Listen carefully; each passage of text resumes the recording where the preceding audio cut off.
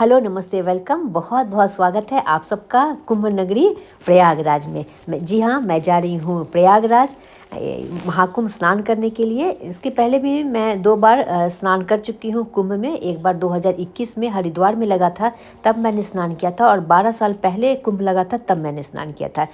लेकिन इस बार का जो एक्साइटमेंट लेवल है वो अलग ही लेवल का है। यहाँ पे हमने नई दिल्ली रेलवे स्टेशन से टिकट करवाया था। बड़ी मुश्किल से टिकट हो पाया था, तत्काल में कराया था। राजधानी एक्सप्रेस में हमारी टिकट थी।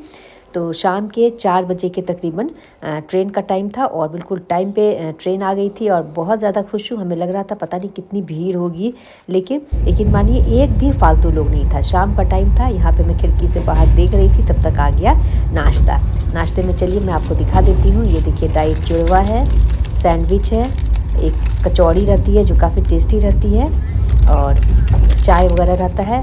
तो नाश्ता वगैरह करने के बाद हम थोड़ा सा रेस्ट किए, और उसके बाद फिर आ गया खाना।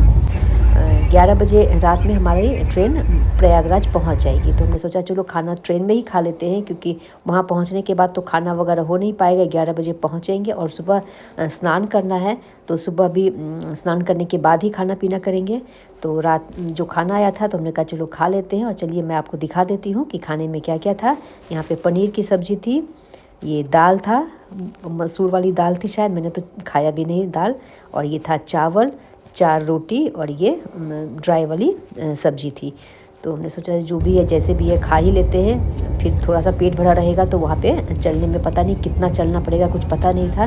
बहुत सुना था कि बहुत चलना पड़ता है, बहुत चलना पड़ता है। लेकिन ये एक तसल्ली ये थी कि रात का टाइम है, 11 बजे हम वहाँ पे पहुँचेंगे, तो रात के टाइम में भीड़ थोड़ी कम होगी। ये तो हम सोच रहे थे कि भीड़ कम होगी तो चलना हो सकता है कम पड़े। हमने सुना था कि रात के टाइम में वाहन को चलने देते हैं, काफ़ी नज़दीक तक जाने देते हैं। तो इसी उम्मीद में हमने यहाँ पे फटाफट से खाना खा लिया, थोड़ा सा रेस्ट किए कि 11 बजे, और ट्रेन पहुँच गई प्रयागराज।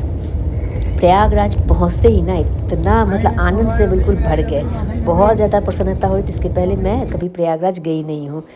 ट्रेन से क्रॉस किया है, लेकिन स्टेशन में कभी नहीं उतरी थी। तो आ गया हमारा प्रयागराज। ये देखिए, स्टेशन में रात का दिखा देती हूँ। मतलब बहुत कम भीड़ थी, मतलब उम्मीद से बिल्कुल मतलब अलग पड़े था। मैं सोच रही थी ऐसा खचाखच भीड़ होगा कि पैर रखा नहीं जाएगा, लेकिन यहाँ पे आप देख लीजिए बिल्कुल कम भीड़ है। मतलब इतनी भीड़ है कि आप उसको झेल सकते हैं। यहाँ पे ये देखिए, ये तो बिल्कुल खाली ही है। इस तरफ दो तरफ आउट होने का ना रास्ता 2 तरफ से है। तो पहले हमें पता नहीं था, तो हम एक तरफ से निकल गए थे। ये एक तरफ से निकले थे ना, एक शहर की तरफ निकलता है, एक अलग तरफ निकलता है। और यहाँ पे इस तरह से बने हुए हैं कि आप अपना फ़ोटो वगैरह खिंचवा लीजिए। तो बिल्कुल खाली था, तो हमने कहा कि चलो हम भी फ़ोटो खिंचवा लेते हैं। तो यहाँ मैं फ़ोटो खिंचवा ली। छिटपुट भीड़ थी, रात में तो बिल्कुल भी भीड़ नहीं थी। फ़ोटो वगैरह खिंचाने के बाद हमें लग रहा था कि कोई वाहन मिलेगा, साधन मिलेगा कि नहीं तो पैदल चलना ही है।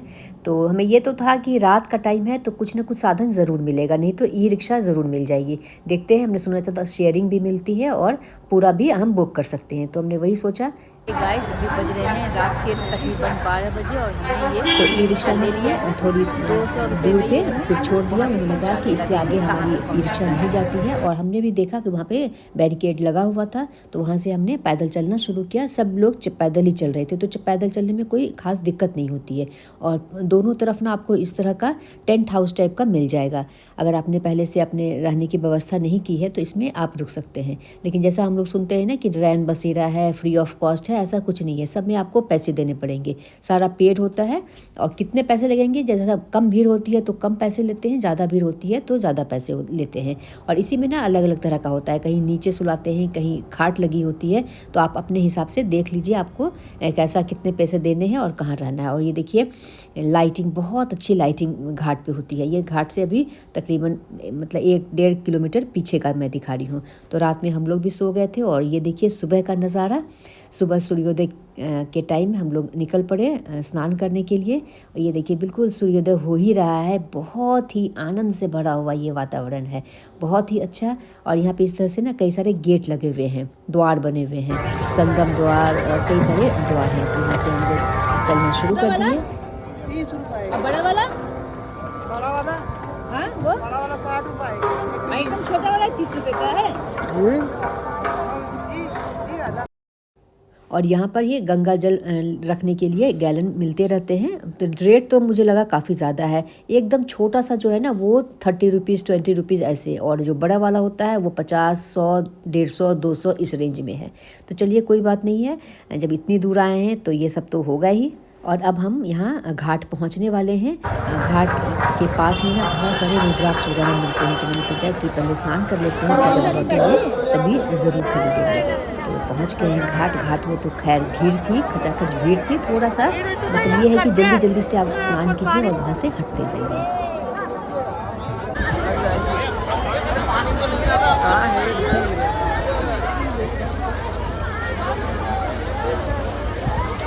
भैया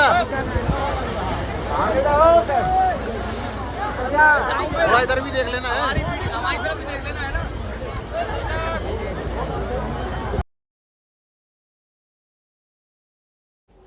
यहीं पे स्नान करने का था और फटाफट से स्नान। यहाँ पे कुछ लोग ऐसे थे कि जो मतलब जमे हुए थे, बस जल के अंदर आ गए थे और बस फ़ोटो खिंचा रहे थे, रील बना रहे थे। तो ये बहुत वो लग रहा था कि बाकियों को ना मौका नहीं मिल रहा था आने का। तो फटाफट से मेरी एक गुजारिश है कि यहाँ पे रील वीडियो कम से कम बनाएं। बिल्कुल फटाफट से आप स्नान कीजिए और घाट छोड़ दीजिए। इसी वजह से ना भीड़ बढ़ जाती है।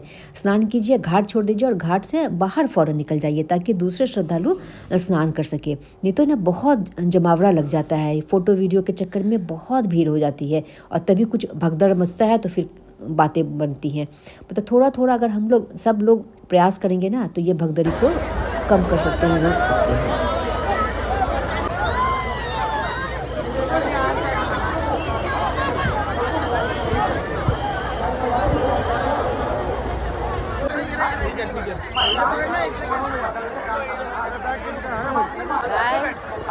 अभी मैं खड़ी हूँ स्नान करके स्नान हो गया है, स्नान कर रहे हैं। मैं नहा के बाहर निकल आई हूँ। पानी ठंडा है लेकिन इतना नहीं है कि आप सब बहुत मन तृप्त हो गया, बहुत अच्छा लग रहा है। यहाँ का जो नज़ारा है ना वो एकदम अद्भुत है। मतलब किस लेवल का कहा जाए उसकी आप कल्पना नहीं कर सकते। मतलब जब आप वहाँ जाएंगे ना तो आप देख के ना देखते रह जाएंगे। बहुत अच्छा, बहुत ही मनोरम है, बहुत ही ऐसा दृश्य है ना कि जिसको आप भूल नहीं सकेंगे। तो यहाँ पे हमारा स्नान हो गया और स्नान करके फ़ौरन हम बाहर निकल गए। देखिए भीड़ बढ़ती जा रही है, जैसे जैसे दिन बढ़ चढ़ता जाता है ना भीड़ बढ़ती जाती है। तो आप एकदम सुबह तड़के आइए और स्नान कीजिए और फ़ौरन निकल जाइए। यहाँ पे ज़्यादा टाइम मत रहिए, जिससे ना भीड़ बढ़ जाती है। यहाँ पे देखिए लोग स्नान वगैरह कर रहे हैं। स्नान वगैरह करने के बाद हमें भी लग गई जोरों की भीड़। हमने कहा पहले थोड़ा सा बाहर निकल जाए फिर देखते हैं। गाइस मैं आपको संगम तट से दिखा दे रही हूँ। घाट से आप देख लीजिए, बहुत ज़्यादा भीड़ नहीं है लेकिन हाँ इधर बहुत भीड़ है। आने वाले लोग पीछे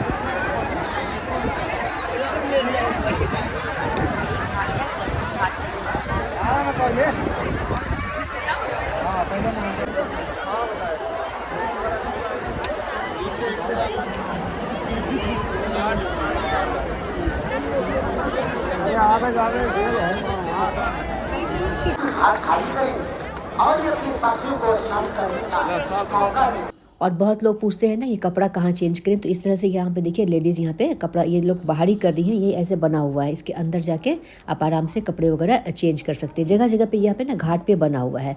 हमारे किसी भी श्रद्धालु को आने जाने में अगर परेशानी हुई तो अच्छी बात है। चलिए आप लोग अपनी दुकान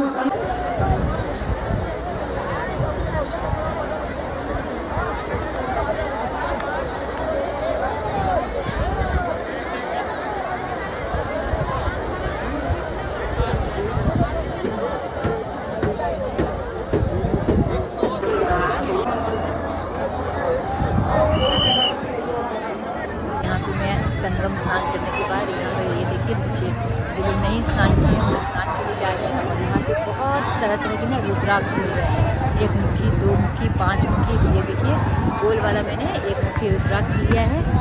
यहाँ पे ये देखिए 1 मुखी रुद्राक्ष। यहाँ पे तरह तरह की ना रुद्राक्ष मिल रहे थे, 1 मुखी, 2 मुखी, 5 मुखी। और रुद्राक्ष की माला बेचने वाली मोनालिसा को यहाँ पे सभी ढूंढ रहे थे, सभी उसके बारे में पूछ रहे थे। वो भी इधर ही कहीं बैठती थी, पहले इधर ही बैठती थी मोनालिसा। माला बेचती थी, माला था उसके पास। तो 1-2 लाख का सामान लाया था बेचने के लिए, तो सब पब्लिक लोग है ना उसका साथ में दौड़ने लगे। अच्छा, इसलिए वो चली गई। तो कहाँ चली गई वो उसके माँ बाप तो बोला घर चले गए। नहीं, घर नहीं गई है, वो शूटिंग के लिए गया है। नहीं, राज की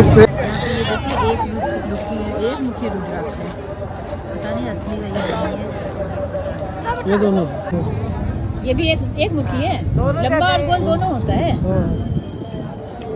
गाइस, यहाँ के मेले में मुझे यहाँ पे 2 मुखी रुद्राक्ष दिख रहा है। ये देखो, 2 मुखी रुद्राक्ष टहनी के साथ लगा हुआ है। जिंदगी में पहले कभी नहीं देखा था। आप लोगों ने देखा है कि नहीं? यहाँ देखिए, ये शिवलिंग है। कौन से भगवान का है ये? शिव जी का है।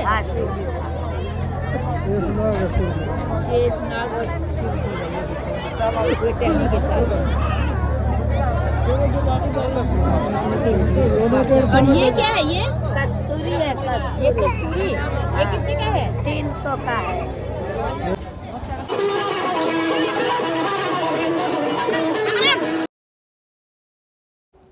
गाइज, ये सब ना रुद्राक्ष है। ये बता रहे हैं कि रुद्राक्ष पेड़ में फलता है, उसी में ये देखिए बिल्कुल शिव जी का जैसे ये होता है ना लिंग है ना, वैसे है मतलब। और ऊपर से शेषनाग बना हुआ है। आप मतलब अपने से ये फलता है, कह रहे हैं ये लोग कि ये रुद्राक्ष ही है। तो महाकुंभ में आने का मेरा अनुभव जो रहा वो बहुत बहुत बहुत अच्छा रहा। मैं सबसे चाहूँगी कि आप लोग भी आइए, यहाँ पे स्नान कीजिए। और ऐसे समय में आइए ना जब भीड़ कम होती है, जैसे रात में आइए या एकदम अर्ली इन द मॉर्निंग आइए। और देखिए, चलना तो आपको पड़ेगा, कितना चलना पड़ेगा ये कोई तय नहीं है, लेकिन सभी चलते रहते हैं ना तो पता नहीं चलता है। तो मिलते हैं एक नई वीडियो में। Bye bye.